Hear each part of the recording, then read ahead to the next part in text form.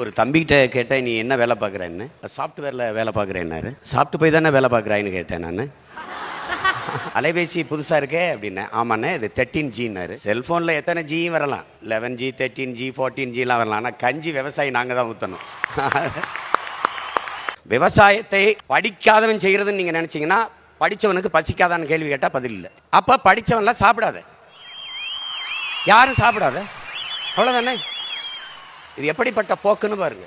விளைநிலங்களெல்லாம் வீட்டு மனைகளாக வருது. நாம் விளைநிலங்களில் வீடை கட்டி மொட்டை மாடியில் தோட்டம் போடுவதை நாம் பெருமையாக பேசிக்கொண்டு இருக்கிறோம். நீங்கள் காய்கறி விளைய வைக்கலாம், வெண்டைக்காய் தக்காளி, உங்களுக்கு வேண்டிய கத்தரிக்காயை விளைய வச்சுக்கலாம். ஆனால் நெல், வாழை, கரும்பு, மற்ற பொருளெல்லாம் எங்கே விளைவிப்பீங்க? மொட்டை மாடியிலே விளைய வச்சுருவீங்களா? அப்போ எவ்வளோ பெரிய பேராபத்தை நோக்கி நாம் நகர்ந்து கொண்டிருக்கிறோங்கிறத நீங்கள் கவனிச்சுக்கணும். இலவசமாக அரிசி வருது அப்படின்னு நினைக்கிறோம். எத்தனை நாளைக்கு இலவசம் கொடுத்துட முடியும்னு யோசிக்கணும். ஒரு நாள் யோசிக்கணும். ஒரு மனிதன் தன் வாழ்நாளில் என்றாவது ஒரு நாள் வழக்கறிஞரை சந்திக்கிறான், அது அட்வொகேட்டை. என்றாவது ஒரு நாள் பொறியாளர் சந்திக்கிறான், இன்ஜினியரை. என்றாவது ஒரு நாள் மருத்துவரை சந்திக்கிறான், டாக்டரை.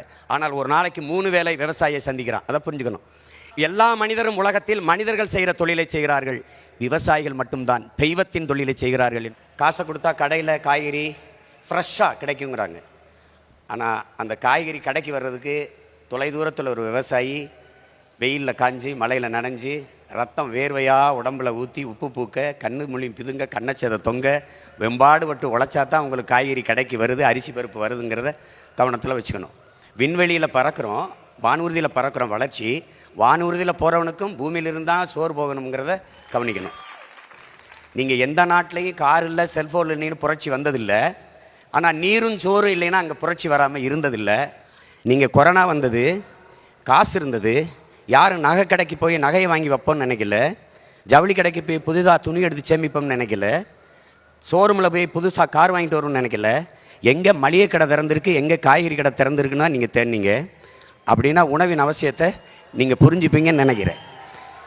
உலகத்தில் வேளாண்மையை கைவிட்ட எல்லா நாடுகளும் பிச்சை எடுக்குது. நீங்கள் தொழில் வளர்ச்சிங்கிறீங்க. தொழில் வளர்ச்சி, வேலை வாய்ப்பு. வேலை பார்த்தா சம்பளம் கிடைக்கும். சம்பளத்துக்கு என்ன செய்வீங்க? நல்லா சாப்பிடுவீங்க. சாப்பாடு எங்கேருந்து வரும்? யார்ட்டையும் பதில் இல்லை. விவசாயத்தை படிக்காதவன் செய்கிற தொழில் என்று நினைக்கிறீங்க. விவசாயம் தொழிலே கிடையாது. அது நம் பண்பாடு, நம்முடைய வாழ்வியல் என்பதை நீங்கள் புரிஞ்சுக்கணும். விவசாயத்தை படிக்காதவன் செய்கிறதுன்னு நீங்கள் நினச்சிங்கன்னா, படித்தவனுக்கு பசிக்காதான்னு கேள்வி கேட்டால் பதில் இல்லை. அப்போ படித்தவன்லாம் சாப்பிடாத, யாரும் சாப்பிடாத, அவ்வளோதானே. இது எப்படிப்பட்ட போக்குன்னு பாருங்கள்.